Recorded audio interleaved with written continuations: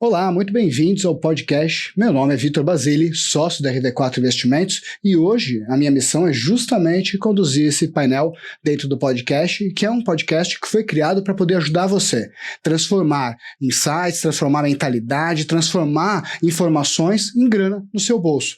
Não à toa que hoje eu tenho um grande prazer de poder receber não só uma amiga, não só uma pessoa que me inspira, mas uma profissional que ela conseguiu ao longo de todos esses anos construir uma carreira que passou por várias fases, passou por vários momentos, vários mercados e sempre levando as melhores soluções para qualquer um deles que ela tomou a decisão de poder atuar. E é muito feliz para mim estar dentro desse momento e sempre quando tem um convidado de peso como hoje a gente está recebendo, eu sempre faço questão de estar aqui para poder fazer esse bate-papo que no fim acaba que eu mais aprendo do que muitas outras pessoas muitas vezes que acabam escutando. Então para mim o privilégio de estar junto com ela, sem dúvida nenhuma, é algo que eu recomendo a todos poderem pegar papel e caneta, anotar, porque você vai se beneficiar demais de tudo que a gente vai conversar dentro dessa conversa, que vai ser informal, mas ao mesmo tempo vai ser extremamente grandiosa. Então, sem mais delongas, eu queria agradecer demais Yasue Enoki por justamente poder ter pegado um espacinho na tua agenda internacional, Miami, Amsterdã, ou muitas vezes nem sei em que país que você está, para poder estar aqui junto com a gente, para a gente bater esse papo e naturalmente fica à vontade e muito obrigado. Espero que a gente possa conduzir da melhor forma para poder levar muita informação para todo mundo. Obrigada, Vitor, pelo convite. Estou adorando estar aqui e vamos lá.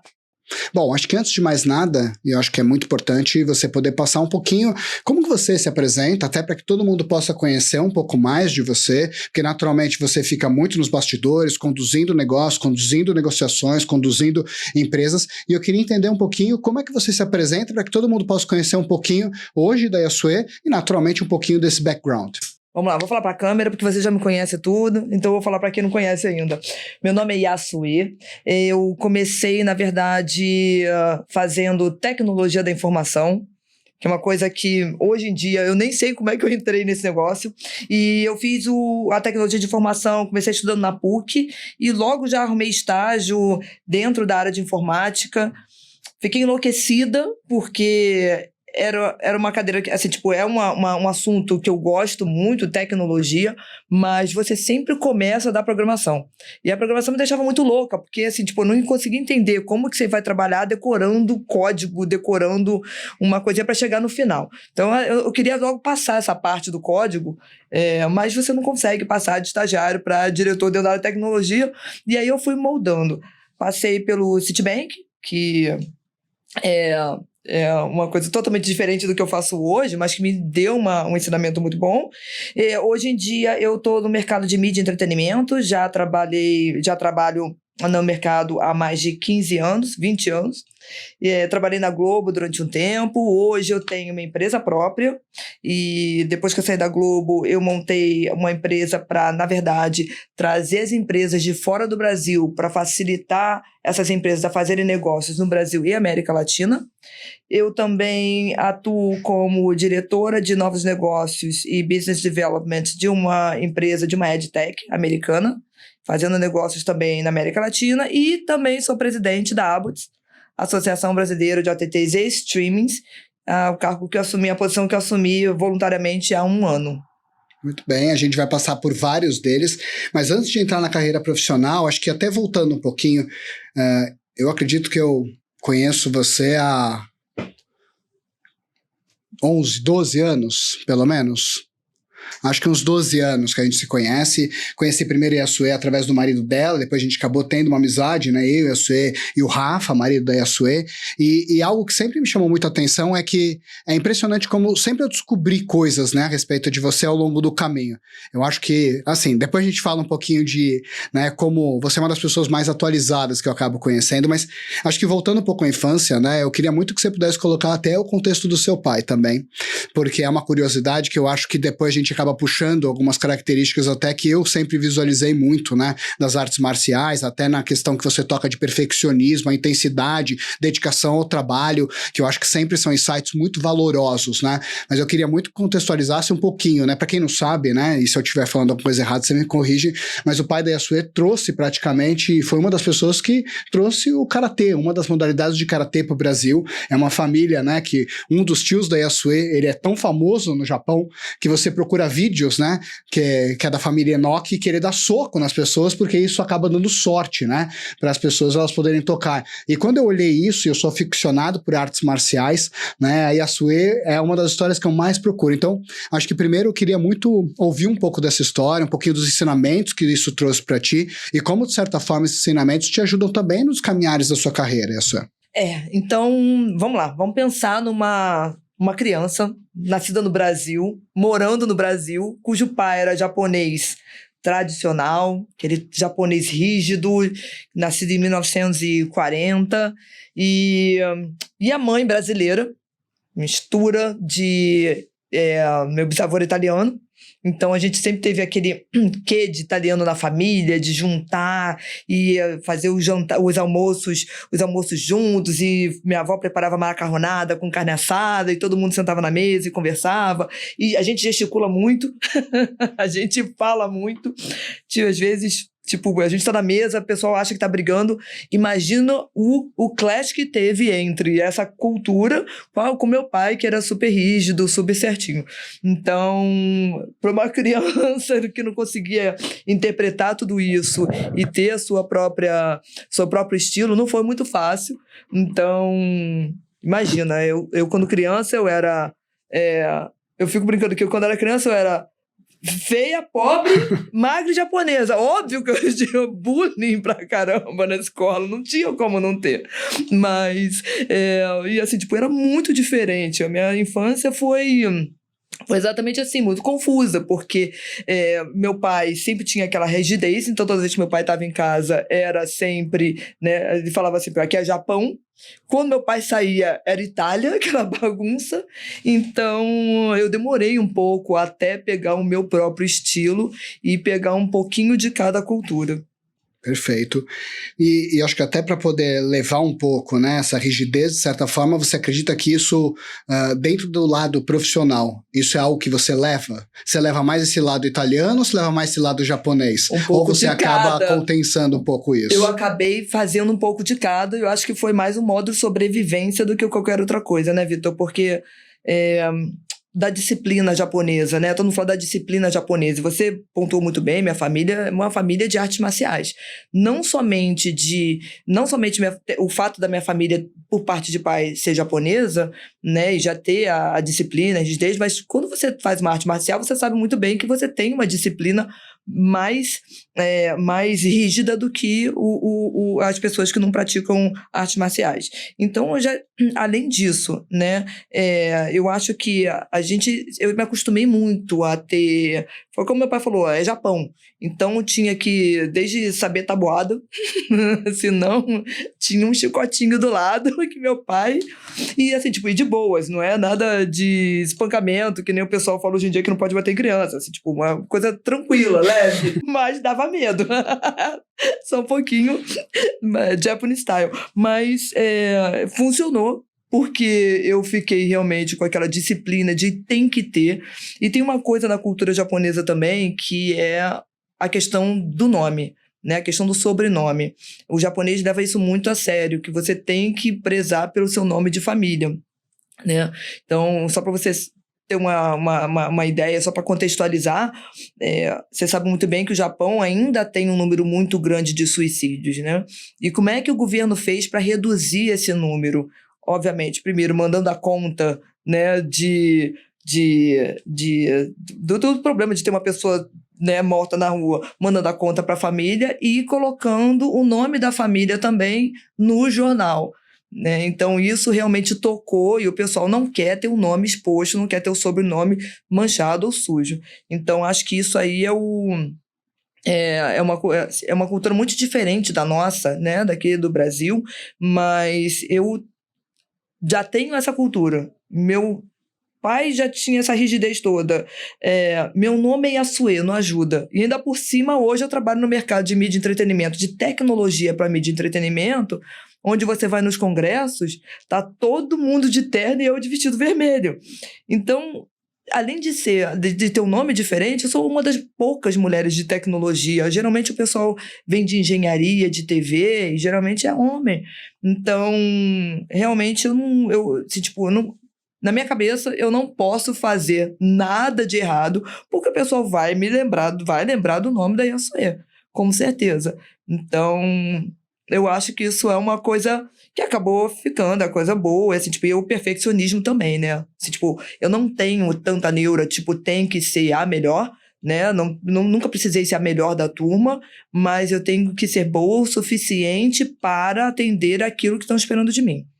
E do lado italiano, só que assim, no começo eu era muito japonesa, né? Até entrar na PUC, eu acho. Na PUC estragou tudo. Eu era muito japonesa, muito mais japonesa do que brasileira, e eu entrei na faculdade e começou a estragar, e eu comecei a namorar, e eu comecei a ver que... Só que era o oposto, e eu achava aquele oposto muito estranho. Quando eu comecei a trabalhar e comecei e migrei para a área de negócios, né, que antes eu era de tecnologia, de operações, quando eu migrei para a área de negócios, foi muito automático, eu falei assim, me encontrei. Porque aqui eu posso ter a disciplina, eu posso ter a certa rigidez e o perfeccionismo, e ao mesmo tempo eu posso exercer o meu lado italiano, de falar, de conversar, de juntar as pessoas e de ser o hub. E eu acho que é isso que eu faço no dia a dia. E é curioso, né, nessa trajetória, que justamente você partiu de uma área tecnológica, uma área que ela acaba sendo muito, vamos falar, engenharia, né, aquela coisa de você ter a solução vinha e você ter que colocar aquilo para poder caminhar. E você caminhou depois para uma área de negócios que é transformar o nada em tudo, né? O que você olha, por exemplo, que fez com que você tivesse muito sucesso na área de tecnologia, que nem se colocou, negociação, me encontrei, mas o que fazia com que você tivesse sucesso dentro desse caminhar na tecnologia, pudesse ter construído uma carreira? O que você olha de habilidades que faziam muita diferença, que fez com que você ascendesse mais do que pessoas, às vezes, começaram junto contigo? Então, eu acho que um pouquinho de cada, né? Na área de tecnologia e área de operações, a tecnologia é operação, né? E operação é aquele negócio de ter que fazer, tem que entregar. Eu acho que uma coisa que ajudou muito foi fazer um curso de gerenciamento de projetos. Que ali é uma receita de bolo que você vai seguindo. Assim, você pega o que você acha que funciona melhor, né? Mas você tem ali digamos que quase que uma colinha do que você tem que fazer, e você vai fazendo. Então, assim, nisso a minha disciplina funciona muito, que tem que fazer aquilo ali, tem que entregar aquilo ali. Se eu coloquei que vai começar, se eu coloquei para alta gerência que o projeto vai finalizar dia 25 de março, ele tem que finalizar 25 de março na minha cabeça. Então, acabou que eu tive sucesso, porque eu realmente coloquei toda a minha disciplina para tocar isso. A disciplina, a organização, porque você também tem que ter a organização para tocar qualquer projeto. E aí eu fui me encontrando. E aí, quando você vai para uma área de negócios, né, naturalmente a gente está falando de um outro prisma, que é você abrir fronteiras e abrir mercado. Então, colocando cronologicamente Brasil Telecom, depois você vai para a Globo, né, constrói todo esse caminho e depois começa a entrar nessa área onde você começa já a desbravar novos negócios, né? Todas as áreas eu vejo que passam a ter muitos ensinamentos. Agora, falando um pouquinho de negócios, até dividindo com todo mundo, né, para conhecer um pouco até mais da Yassuê, eu acho que a Yassuê é uma das pessoas que qualquer mesa que você coloca, ela consegue conversar, transitar. Acho que é muita atualização, muita informação, e isso, sem dúvida, deve abrir muita frente. Mas a gente está falando de internacional, a gente está falando de muito gringo, né, que muitas vezes se fala. Primeiro, qual é o maior erro que você vê que muitas pessoas têm quando a gente fala de Brasil? Quero abrir minha operação no Brasil. O que você vê que é um grande equívoco, um grande problema que você passa quando você está abrindo uma nova frente, abrindo um novo campo para empresas que muitas vezes elas são consolidadas lá fora, tem caixa, mas aqui o jogo é outro. O que você vê que é um grande erro? Acho que o maior erro de todos é achar que uma operação que já funciona e uma cultura que funciona em determinado país imediatamente vai funcionar aqui se você simplesmente não é um copy-paste, né? O Brasil e a América Latina é muito relacionamento. Então, quando você pega uma empresa europeia, né, que não trata tanto o relacionamento, assim, tipo, é uma coisa muito, muito, é muito básico para eles que, assim, tipo, eu vou falar para você, Vitor, você me apresenta um produto, eu vou falar assim, Vitor, vamos fechar. Na sua cabeça, você sendo europeu, o que acontece? Eu vou fechar. Daqui a 2 meses, tá no máximo 2 semanas, o contrato assinado. Só que eles não imaginam que aqui no Brasil eu falo, eu vou fechar. Depois que eu falo, eu vou fechar, eu ainda vou ter que sair com você mais 3 vezes, vou almoçar, vou conversar com você, pra você me conhecer melhor, pra gente se conhecer melhor, pra gente mostrar um pouco mais o produto. E aí, assim, tipo, todo negócio aqui tem um namoro antes de casar. Né, todo projeto onde você tem que fazer despender de dinheiro, né, ele precisa ter aquele namoro para depois você casar com aquela noiva. Então, eu acho que esse é o maior erro. As empresas são muito consolidadas lá fora, elas acham, número um, que elas mesmas, com a cultura que elas têm, às vezes até mesmo com a pessoa que dá certo, o melhor vendedor dos Estados Unidos vai dar certo aqui na América Latina, e não necessariamente. Muito pelo contrário, né? E essa expectativa, porque o Brasil é muito grande, e todo mundo fala, o Brasil tem muitas oportunidades, e tem. Só que você tem que saber trabalhar essas oportunidades. E até falando de oportunidades, que até para a gente poder elencar algo muito prático para quem... dos cases que você acompanhou, que você ajudou a poder posicionar, ou que você literalmente praticamente fez todo esse trânsito, né? Como é que foi um bem desafiador que teve? E que naturalmente ele acabou gerando um resultado muito legal, mas o caminhar disso, como é que é um processo da gente poder falar, né, de uma entrada no mercado brasileiro, uma negociação, de você poder sentar, abordar, como é que foi esse passo a passo? Acho que até para a gente poder visualizar, porque eu, por exemplo, não tenho a menor ideia. Se perguntar como é que eu plugo uma coisa lá de fora aqui dentro, eu não tenho a menor ideia de como é que começa.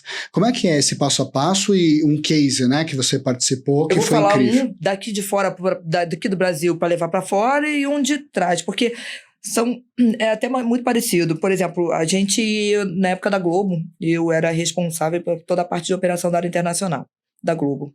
Então, em determinado momento, a gente resolveu botar um canal internacional, uma operação standalone, quer dizer, só o canal da TV Globo num satélite, numa caixinha, como se fosse, a gente montou uma mini Sky. Quando eu peguei esse projeto, me falaram o seguinte, Assuê, você tem 7 meses para implantar. No máximo 9, mas implantar significa você fazer os acordos de banco, que o pessoal assinante da Globo estava lá fora, porque você tinha que fazer acordo com empresas de satélite. Então, lembro que tem todo um trâmite de sinais que a TV Globo não pega um canal da Globo e leva simplesmente para fora, né? Ele é tratado, eu coloco comerciais locais, eu coloco programação local, então eu tenho que tirar, às vezes, uma música que ela é aprovada aqui, e não é, hoje em dia não está mais assim, mas naquela época a gente tinha que trocar as músicas. E tem todo um processo de marketing, de troca de nome da novela, e legendagem, e etc. Então, assim, tipo, não é pegar um canal e jogar lá fora. Então, além disso, além do canal já ser diferente, você ainda tinha também a questão de ter a operação em si. Como que vai no satélite, como que vai ser distribuído, né? Lembrando que é uma mini Sky, né? Uma operação de DTH, de Direct to Home, que é esse tipo de operação. E eu tinha 7 meses, e lembrando também que passa por call center. Então, quando você fala assim, vou montar um call center para atender a TV Globo, você já fica assim, tipo, não é um saque da TV Globo onde o pessoal liga para falar sobre qual batom que a Ana Maria Braga tá usando. É uma operação de call center onde o pessoal vai ligar para pedir para assinar o canal, onde o pessoal vai falar de problema de pagamento, vai falar de problema técnico, coisa que a Globo nunca tinha feito antes. Então... Que era TV aberta, né? É TV aberta. E assim, tipo, só que lá fora é paga, né? A TV Globo Internacional é paga. Então, tinha essa questão, nossa, a gente vai falar direto com o consumidor, a gente nunca fez isso antes, só fez através do saque, mas não para reclamar de conta. E isso que ano que foi? Isso foi em 2007. Então, 2007 a gente fala de um período onde era pulsante a questão de call center, né?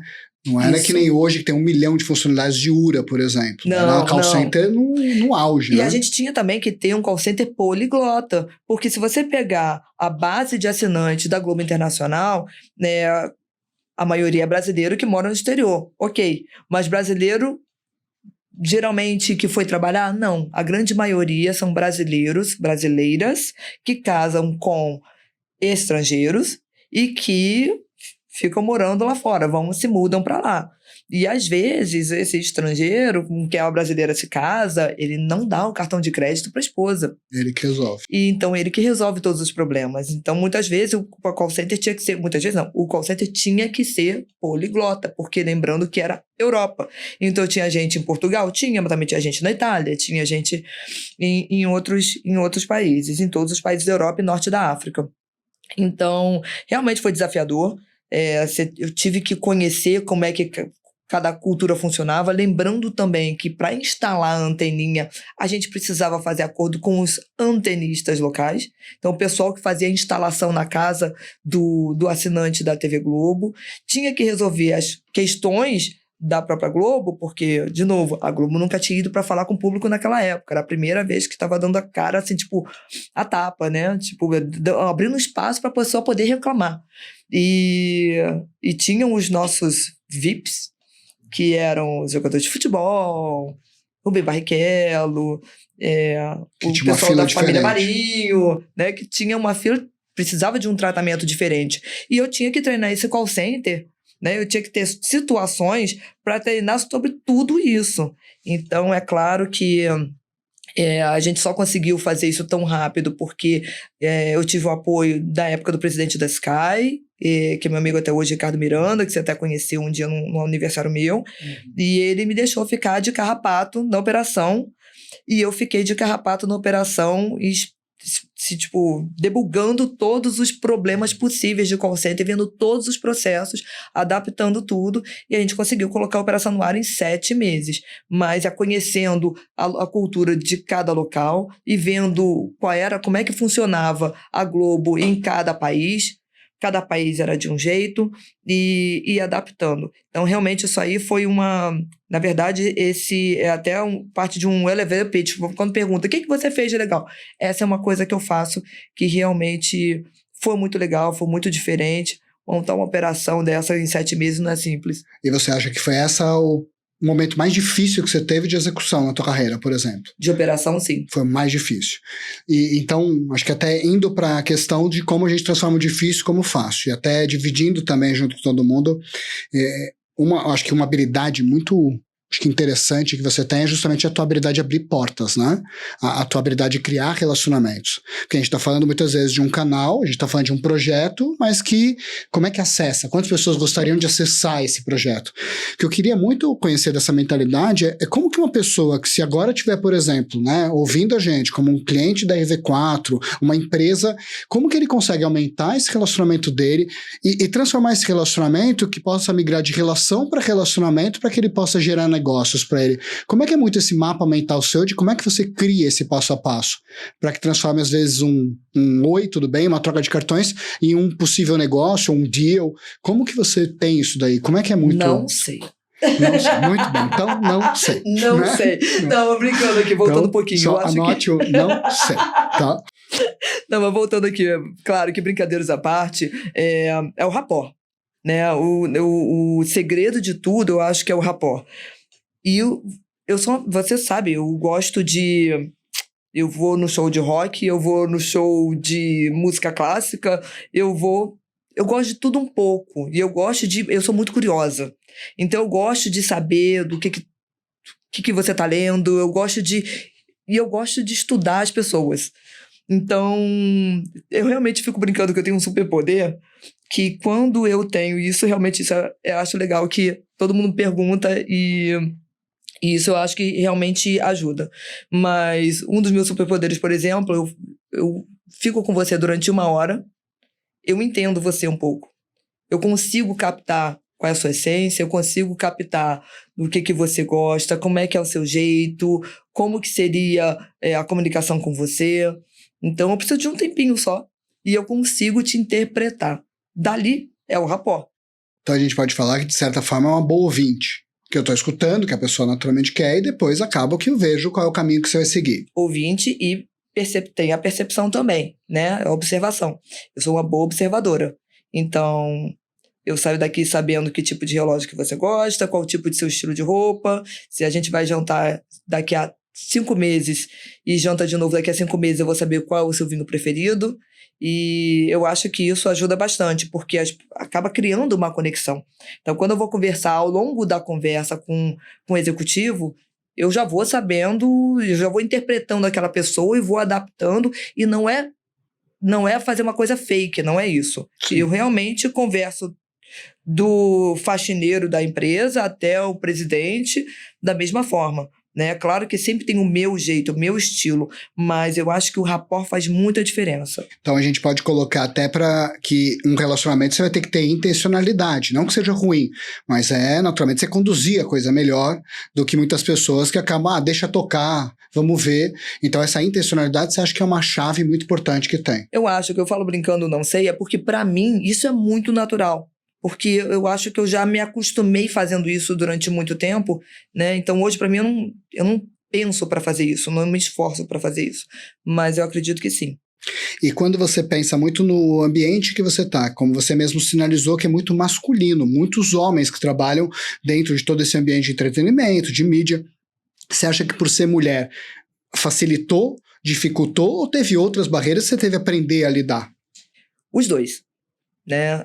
Muitas vezes parece que não, mas ainda existe um machismo por parte de algumas pessoas. Existe muito etarismo também. Então, eu lembro que quando eu entrei na Globo, eu já tinha um cargo executivo e eu tinha cara de moleca. Então, eu tinha a cara de quem tinha 16 anos de idade, eu botava óculos para alguém poder acreditar no que eu estava falando na reunião. E daqui a pouco eu vou estar no outro lado do etarismo, daqui a pouco eu vou estar no lado onde é que as pessoas já me acham velha demais para fazer aquilo. Mas existe o etarismo, existe um pouco de machismo, e eu acho que os ambientes adversos, acho que o grande segredo é você aprender e se adaptar a cada um deles, né? É claro que você vai ter situações onde a pessoa não vai acreditar 100% no que você está falando porque você é mulher. Realmente eu mudei. Eu percebi que ao longo do tempo, a forma como eu me comunico, ela mudou. O meu timbre de voz ficou mais adaptado para ficar um pouquinho mais grave do que ele era, porque eu já percebi que, assim, foi por percepção e depois eu pesquisei para ver se realmente tinha sentido, e tem. Existem vários estudos onde que dizem que quando você tem a voz um pouco mais grave, você é mais ouvido, digamos assim. Então, eu vou me adaptando. A cada falha minha, isso é um pouco de japonês realmente, a cada erro que eu faço, que eu considero um erro fatal, eu corro atrás, eu volto uma casa, estudo como que eu não poderia não ter feito aquilo, o que eu poderia ter feito para evitar aquela situação, e mudo. Você praticamente ressignificava esse erro aprendendo com ele, que eu acho que é uma característica, para falar a verdade, é muito rara, né, de encontrar. Bom, e aí você caminha, né, dentro de todo, né, esses projetos, toda a hora de trazer um negócio, a hora de estruturar, e aí você assume há um ano e pouquinho atrás, você assume mais um desafio dentro da sua trajetória, que é justamente assumir a presidência da Aboitiz. A Aboitiz é uma associação de OTT streaming, e eu queria entender muito primeiro, né, o papel da Aboitiz dentro do mercado, mas acho que principal é o que você encontrou e quais foram os passos, né, que deu para a Aboitiz ela poder ter evoluído durante esse tempo, mesmo o prazo sendo curto, e como que hoje está, os projetos e tudo aquilo que hoje está, né, você está puxando dentro dessa nova, né, momento. Legal, Vitor. Bom, o pessoal me vê muito como uma construtora de pontes, né? Então, eu faço muita ponte. Eu faço quando eu trabalho, trazendo as empresas de lá de fora, ajudando ela a fazer negócio aqui no Brasil. Eu faço aqui dentro, né, colocando uma pessoa em contato com a outra. Por algum motivo, o meu networking ficou muito bom. Acho que essas características e o acesso que eu tenho, meus amigos estão muito bem posicionados no mercado, e acaba que eu construo realmente relacionamentos não de interesse, não somente profissionais, eu acabo levando um pouco parte desses relacionamentos pro lado pessoal também. Então, meus amigos de trabalho, muitos acabam virando amigos de verdade, de sair, de viajar e de conversar. Então, o que acontece? Eu quis trazer um pouco dessa minha facilidade, né, de ser um hub de informações ou de pessoas para dentro do mercado. Eu acho que o mercado de mídia e entretenimento, eu adoro esse mercado. Ele se fundiu com o mercado de telecom, que eu também já tinha uma experiência nele. Ele tem muito de tecnologia, que também é o meu background lá inicial. Então, no final das contas, dentro da Abbott, eu consigo exercer um pouquinho de cada Yassuê que eu exerci no passado. E, principalmente, ajudar outras pessoas a fazerem relacionamentos. Que, para mim, hoje em dia... Eu entendo que não é... Para mim é muito óbvio fazer o relacionamento. Para mim é muito óbvio chegar aqui, sair com 3 telefones e contatar a pessoa, tomar um café e um deles acaba virando amigo. Mas eu descobri que não é tão óbvio assim para a maioria das pessoas. E mesmo quando eu faço uma apresentação entre uma empresa e outra, a conexão, ela acontece quando eu apresento, mas eles não mantêm essa conexão. E dentro da associação, a gente consegue fomentar novos negócios, a gente consegue fazer com que os negócios sejam gerados dentro da Abbott e que eles ficam ali dentro. Então, qual é a ideia da Abbott? A ideia é montar uma grande comunidade para o mercado de OTT streaming, para que a gente possa se ajudar. Eu acho que a gente precisa das grandes empresas, né, por N razões, nem vou me estender em relação a isso, mas eu também não gostaria de ver as de médio porte, até as de grande, mas não gigantes, prosperando também, né? Não é nem interessante que a gente tenha um encolhimento do mercado. A gente gostaria que o mercado se expandisse, né? Ficassem as grandes e as médias, as pequenas, etc. E dentro da Abbott, eu consigo fazer isso. Como? Trazendo pessoas notáveis do mercado, pessoas que fazem a diferença, pessoas que compartilham dessa visão de comunidade comigo, para que a gente possa realmente construir alguma coisa que esteja ajudando as empresas. E é o que eu sempre falo, eu não quero associado só. Eu quero uma empresa que esteja lá dentro e que participe. E é muito legal, 1 ano depois, a gente vê como que está crescendo e os associados que estão sempre utilizando os recursos da Abbott, como eles cresceram. A gente tem muita empresa de fora do Brasil que veio para cá querendo fazer um negócio com um representante de vendas ou um representante da empresa, né? E sem muito orçamento para fazer branding. Dentro da Abbott, a gente consegue ajudar essa empresa a fazer uma alavancagem de negócios, a fazer um trabalho maior de branding, né, de fazer um brand lift, uma coisa que você não conseguiria fazer, né, se você não tiver essa conexão. Então, através de eventos próprios da Abbott, apoio a outros eventos, participação em congressos e feiras, e principalmente esse espírito parece piegas, mas é realmente de união que eu tenho dentro do board de diretores da Abbott, é o que faz a diferença. E quando você olha o mercado hoje, né, de streaming, como é que você vê o momento do mercado, os desafios que ele tem para frente e como que você vê o caminhar, né, de alguns nichos desse mercado que você acredita realmente que vão caminhar cada vez mais melhor e com certeza uma oportunidade para quem hoje assiste de um caminho para investimentos, um caminho para poder atuar mesmo, para poder empreender? Então, hoje, o grande lance do streaming é como que eu monetizo este canal, né? Como que eu monetizo este conteúdo. Então, eu acho que cada vez mais a gente vai ver mais canais FAST, canais que você não tem que pagar para assinar, né, para assistir, são canais gratuitos, tipo a Pluto TV, a SoPlay e etc. Então, você cada vez mais vai ter um aumento, assim, o Brasil segue muito a tendência dos Estados Unidos, né, na tecnologia e no mídia de entretenimento também. O Fast Channel, ele já acontece nos Estados Unidos de forma bem, bem estruturada e bem madura. Por aqui o mercado ainda está aprendendo a como trabalhar, né, a trabalhar publicidade para que o assinante não fique, o usuário que está vendo, o viewer, né, o eyeball, não fique com não tenha que pagar nada e também não fique entediado com o tipo de comercial que você coloca. Então, as parcerias e as conexões estão sendo feitas agora. Elas começaram a ser feitas há 2 anos atrás. O mercado publicitário já sabe que existe uma grande oportunidade nesses canais e tá trabalhando, tá aumentando, tipo, ninguém vai apostar todas as fichas num novo negócio de um dia para o outro. Esse Fast Channel, por exemplo, eu não sei nada do mercado em relação a isso, mas seria como um Cazé TV, uma versão embrionária de um Cazé TV, por exemplo? Qualquer canal hoje em dia que você não precisa pagar para assistir, mais ou menos, basicamente é isso. Né? Quando você tem que pagar quando você assiste uma publicidade para assistir um determinado conteúdo. E aí quando você olha, por exemplo, de desafios que tem, porque hoje a questão do streaming ela é muito democrática também. Uma pessoa ela pode pegar 2 microfones e tem, por exemplo, um canal, ela coloca em algum outro, né, alguma plataforma e pronto. Ela de certa forma está inserida, né, dentro desse universo. O que você vê que é um desafio muito grande? Porque a gente está falando de certas estruturas mínimas, mas e o desafio para quem quer iniciar? O que você acha que é um diferencial de quem voou?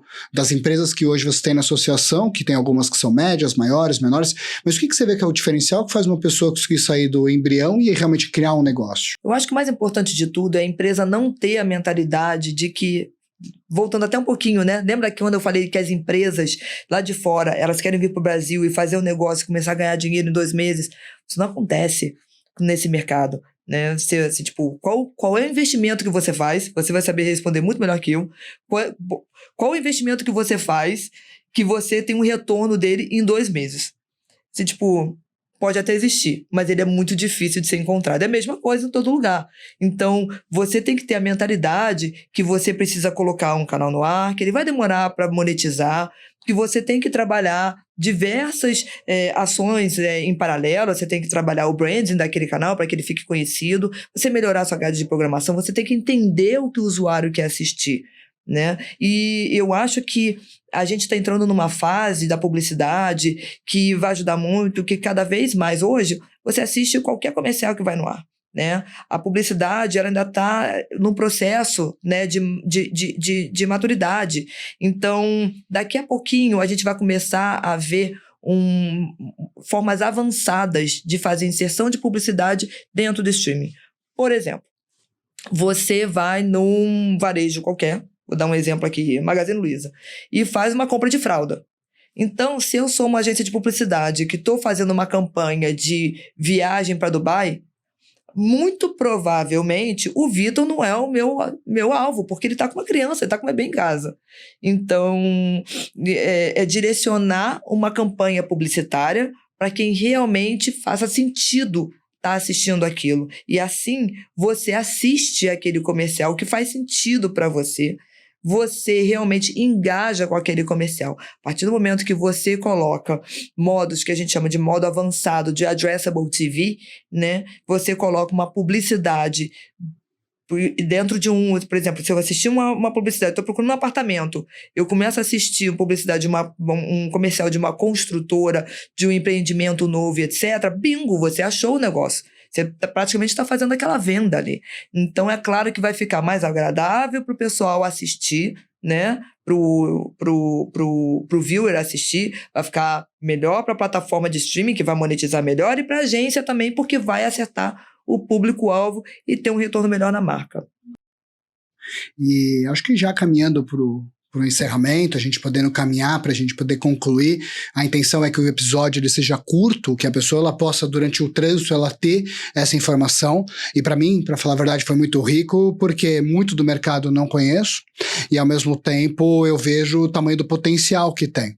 Mas o que eu queria era voltar um pouco para a figura da Yasue, que é naturalmente a ferramenta que conduz todos esses processos, todos esses projetos. Se a gente pudesse transferir para alguém, né, pensando em alguém que está começando, alguém que está ali caminhando, alguém que está construindo o seu patrimônio, o que você acha que foi o grande diferencial seu ao longo desses anos? O que você acha que continua sendo um diferencial seu? Mas o que você acha principalmente que vai continuar sendo algo que vai te manter atualizada para que você continue fazendo bons negócios dentro de um mercado que ele é naturalmente instável, é um mercado que ele sempre está se reciclando, sempre está mudando. O que faz com que você continue sendo uma pessoa que consegue ter muito sucesso por onde vai? Acho que tem algumas, não é uma coisa só, né? Eu acho que são algumas atitudes que a gente vai fazendo ao longo do tempo. Então, uma delas é criar bons relacionamentos. Hoje eu tenho uma rede de network, eu tenho um network que eu considero bom e todo mundo considera bom. Eu falo muito bem, eu transito muito bem com os C-levels, as empresas grandes de mídia e entretenimento. Eu transito muito bem com os decisores quem faz realmente quem tem a tomada de decisão. Eu transito muito bem com empresas de fora do Brasil e eu ouço o que todos eles estão falando para eu entender realmente como é que é a tendência. Se tem alguma coisa que eu não entendo, volto, estudo, para eu realmente poder ter aquela conversa com aquela pessoa. Então, assim, tipo, a observação eu acho que faz muita diferença, e você ter um bom relacionamento, você conseguir, aí volta um pouquinho para falar do relacionamento, é você fazer o rapport, você poder criar conexão. Ninguém quer relacionamento falso, nem no trabalho e nem dentro de casa. Então, você tem que realmente criar aquela conexão para que a pessoa possa te falar o que está acontecendo no mercado deles, o que vai acontecer. Eu estou sempre sabendo o que vai acontecer em muitas empresas e eu tento antecipar, e, obviamente, lendo. Você não consegue... Sou uma pessoa que eu sou muito mais visual do que de leitura. Tipo, você coloca um vídeo para mim, eu vou decorar o vídeo inteiro, bota para ler 5 livros que eu não vou absorver tanto, mas tem uma hora que eu, mesmo não gostando, eu leio, porque se tivesse vídeo de tudo seria fácil, mas não tem. Não então, vai seguir minhas indicações. Não, eu vou só uma, que você falou que não era tão chata. Mas eu gosto muito de ver vídeo, então você me coloca para estudar alguma coisa mas assim... Quando não dá, a gente tem que ler, tem que se atualizar, tem que entender o que está acontecendo. Acho que é basicamente isso. Perfeito. Bom, eu agradeço muito mesmo, tá, Yassuê? Eu sei que a sua agenda, de novo, eu sei que ela é complicada, e eu agradeço muito que você tenha separado um pouco de tempo para estar junto com a gente. Recomendo para todo mundo poder acompanhar todos os trabalhos que a Abots faz, acompanhar o trabalho que a Yassuê faz, e naturalmente, né, eu espero que cada vez mais sucesso você tenha em tudo aquilo que você venha plantando. Obrigado demais. Obrigada, Vitor. Foi ótimo falar com você.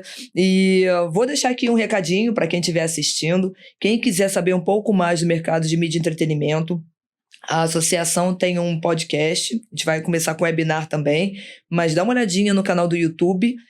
A associação se chama Abots, A-B de bola, O-T-T-S, e o canal é canal do OTT ao streaming. E nesse canal a gente gosta de entrevistar pessoas que são do mercado, que tem alguma coisa a ver com streaming, mas eu acho muito legal porque a gente usa um pouco o relacionamento e entrevista também donos de empresas, C-levels e CEOs, que a gente sempre tenta pegar uma dica do que eles fazem ali, qual é a receita de bolo, qual é a receita de sucesso, e fala um pouco do negócio também.